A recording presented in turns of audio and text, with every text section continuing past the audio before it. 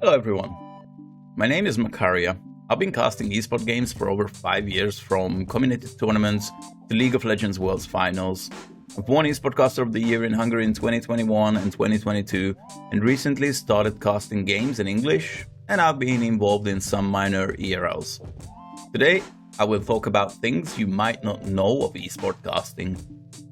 In esports, the main characters are always the teams and players. However, the storytellers, the people who create the hype around these players, are usually the casters and the hosts. This is going to be your game-ending push one way or the other. It's KT going for the base. It's going to be a base race. Nexus turret number 1, taking down to half HP. KT looking to end it right here, right now. Ning taken down to half. It's Shy versus Smeb at the base at the same time. Bottom's going to be taken very low. UCal barely going to be kept alive. Score taken down to one corner. Smeb nearly going to be killed now as well. Def taken so low. The Blade Caller's not able to find him. Def goes in a killing spree. It's the Shy still in the base. It's KT looking to try to stand and fight if they can. The Shy has made his way onto the inhibitor turrets, onto the Nexus turrets. They're going to be taken down. KT still marching. It's a base race. The Shy's onto the blue Nexus. KT's onto the red. Who's going to win? The Shy will not. And KT takes it to game 4. Holy crap! They won the top side for V4 with Baron buff on. KT roster still are in world. Why does someone want to become a caster, you might ask? Regardless of the age, there are plenty of reasons to be a commentator about your favorite esport game. Just to give you some examples, by casting games you gain infinite amount of game knowledge that can be utilized for your own matches, and we have seen casters become coaches over time. We have seen players, after they stopped their pro career, decided to learn about casting and vocals and became entertainers themselves. Also, in some game titles, casters became pro players eventually. If you love the game you play and follow its esports scene for a good period of time, sometimes you want to do more, either for the community or for your friends, or just want to entertain others to make sure they can feel the joy that the game brings. And here comes my next question that I'm gonna answer. What does an esports caster exactly do? We could say it's fairly simple, with just one little sentence. Talking about the game that they see on their screen is what an esports caster is exactly doing. How easy does it sound, right? But actually, it's much more than that. They have to gain enough knowledge to talk about the game and its players and its teams with confidence, using websites that give up-to-date information about certain tournaments, leagues and players and teams, or even just giving you details about the game itself is mandatory in the everyday life of an esports caster. Doing research about teams and players before each game day and properly preparing for the matches is what separates a caster from a good caster. And sing along with me. Woo-woo, boo-dee-doo, boo-doo-doo, boo-dee-woo, boo-dee-woo, boo-doo-doo, bee-woo-woo, boo-dee-woo.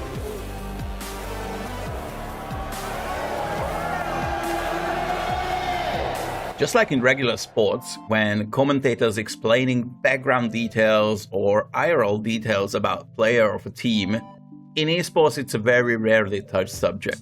However, it helps bringing all those players and teams closer to their audience when they know more than just, oh, what are they playing? How are they playing? And the casters are the only people who can create this type of information, who can share this type of information during an official broadcast. And to find this kind of details, it is always worth following the socials of the teams in the league that you cast, or even you can follow the players' socials, or those people who share valuable extra information. For example, journalists, analysts, or even coaches of the teams. But how do you get started as an esports caster? Which is, I think, one of the most interesting part about it, because it's very easy.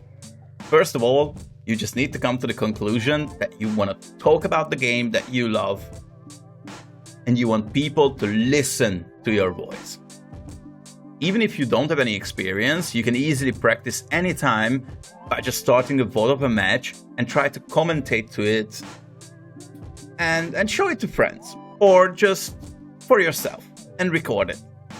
Once you're done with your record, you can analyze it yourself. What could you do better? What more or what less you need to do in your cast? Because we all know sometimes less is more.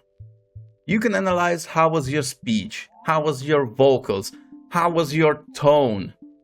You can check if you had words that were repeated over and over again. I would say in your first few casts, you need to look into things that you feel are bigger issues.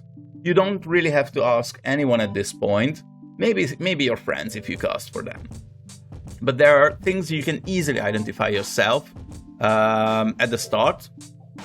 You just need to compare yourself to the greatest out there.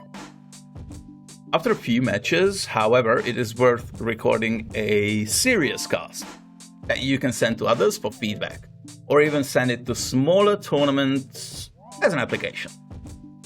There are plenty of amateur tournaments where you can also volunteer as a caster and gain nice little experience for you to create a portfolio that will serve you exactly like a CV, specifically for esports. Just like in the general use of the internet, also in esport casting, the connections are the key to constant improvement. With the proper contacts, you can always get useful feedback that will help you in the long term. Be brave to ask anyone for feedback. Really, just be brave. In the worst case, you don't get an answer, but you will surely get one elsewhere. You can ask multiple people about the same VOD, about the same issue that you have. You will get eventually answer that you can utilize. You can get feedback about plenty of different parts of the work. Here are some examples. Your vocals, the way you speak, your speech.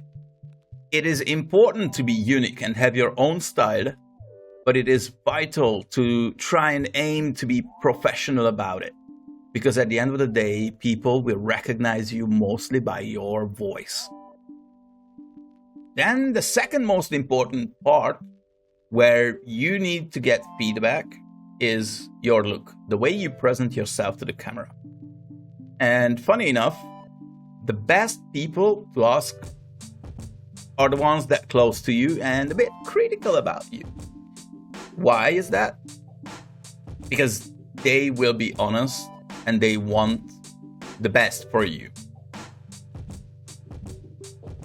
Yes, we could say people should not judge others the way they look. However, it is entertaining business, you know, and you don't have to be a top model. You just need to show the audience that you care about the way you present yourself, that you have respect for yourself.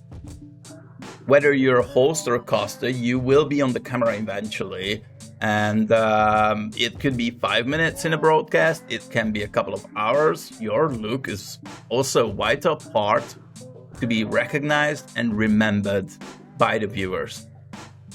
Also, your look can boost your confidence that can be heard through your voice even when you're not on camera. Always give time to prepare yourself for the broadcast. Always. If you're good in the two things I just mentioned, there is a third thing that will be judged at all times. No matter how good you are in the previous two aspects, this is the part where the most feedback won't be constructive. And it is your game knowledge. If you're a pro player, this doesn't apply to you. You can become a caster and no one will judge your game knowledge. Probably they will judge the previous two aspects. But casters often criticize about their game knowledge and not given proper feedback on how to improve it. If you feel like you are not good enough in terms of your game knowledge, in terms of your game style, your gameplay, you can always seek for coaching. You can always ask professionals to help you improve, so it will get you to the next level on your cast as well. And I would put a bonus part here, and it's not going to be a feedback worthy thing, but whether you're on screen or off screen, when the camera or the microphone is off, you still need to represent yourself in a way that it won't backfire you ever. Also, Did I say next level earlier? There are usually two different roles of a casters in esport. A shoutcaster, or we can say play-by-play, and the color caster. As the name suggests, the play-by-play is the person who usually going all out, creating the big hype intense moments, creating the pace of the cast, creating the flow, and making sure there are always topic for the color to talk about.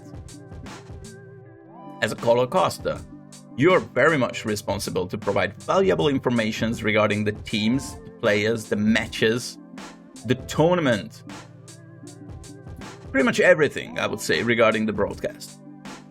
Your role is to give color to the stream. However, it sounds more chill than the play-by-play role. It is very similar, in a way that a good color caster still keep up the hype that was created by the play-by-play, meaning the two roles are kind of complementing each other to a level that it almost feels like a conversation if you are a viewer.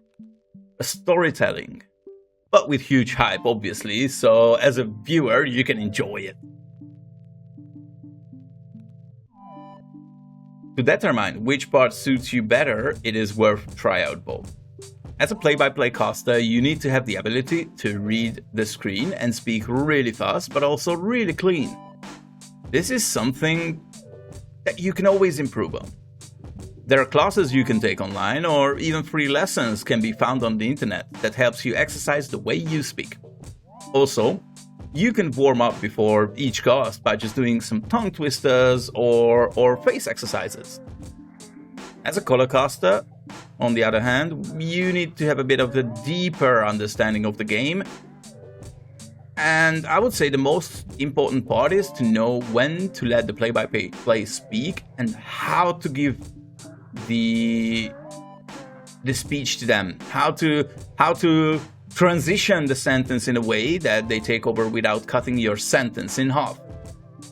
For both roles, it is vital to constantly improve vocabulary and keep an eye on the other, because at the end of the day, you are a pair. Also, to improve vocabulary, you can do that by just doing some very simple things like reading books or watching or doing quiz shows. These are very, very simple things. Во дворе трава, на траве дрова, не руби дрова, на траве двора. Blauw pak, preparlo pakka blauw, brauka blauw. Papier, panier, piano. Papier, panier, piano. Tato de hen de camp, tato de hen de camp. 3 tristes tigres tragan trigo num trigal. 3 pratos de trigo e comeram 3 trigos. 33 trentini. Depending on the game you want to cast, there will be different size of caster teams. Also, not just the game, I would say depending on the volume of the event that you cast, the tournament that you cast, the league that you cast. Some matches are solo casted. I would say the most common is the duo cast, and we rarely get to see tri-cast, which is obviously tri coming from 3, so 3 members cast. In solo cast, you need to have the ability to be a play-by-play and the color as well. But these are really the most challenging works in the long run, I would say, because you need to have a balance where you make sure there is no silence in the broadcast, so you pretty much constantly talking, whilst keeping your energy to a level where you don't exhaust yourself before the end, but you also have that blast moment, you know? In a tri-cast, you get to see one shoutcaster with 2 colors to make it more diverse in terms of storytelling and to keep higher pace during the game, because the 2 colors can just take over while the shoutcaster rests, I would say. The 2 colors can pretty much help the play-by-play to keep their energy to the maximum for big moments. And this is why we get to see very rarely the 3-member teams, because usually 1 member can do what 2 does, but for big matches like finals, huge finals, TriCast is taking over recently. And let me talk about duocast a bit as well, because this is the most common. Most of the time you will experience a shoutcaster paired with a color. Very, very simple pairing, basically. Everyone does their job, done and dusted.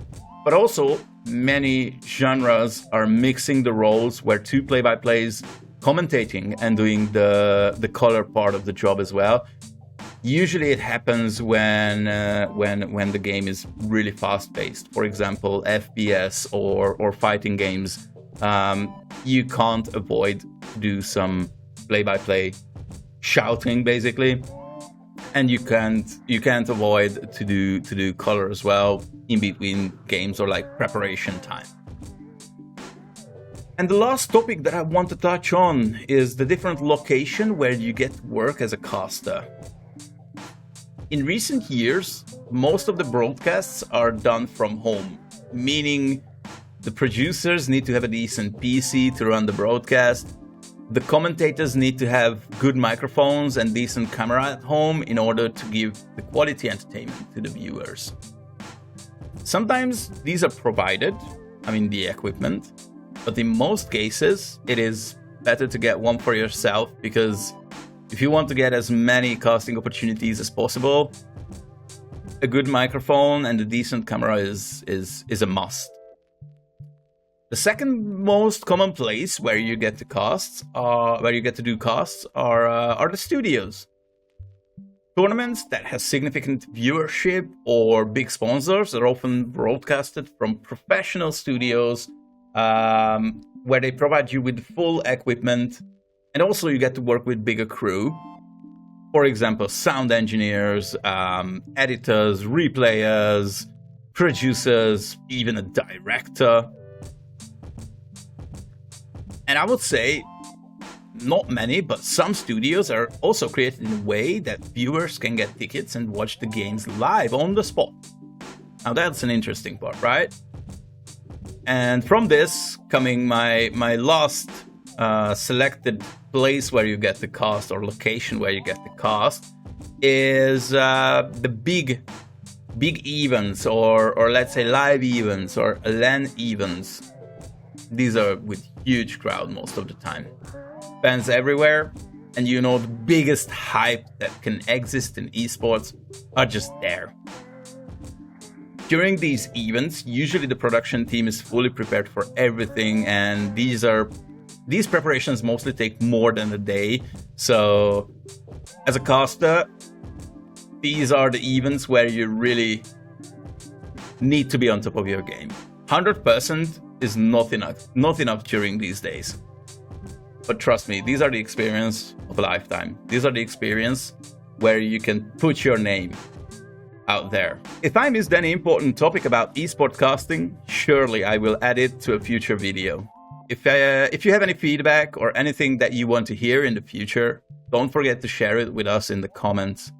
Thank you for watching, and good luck on your journey to become an esports caster.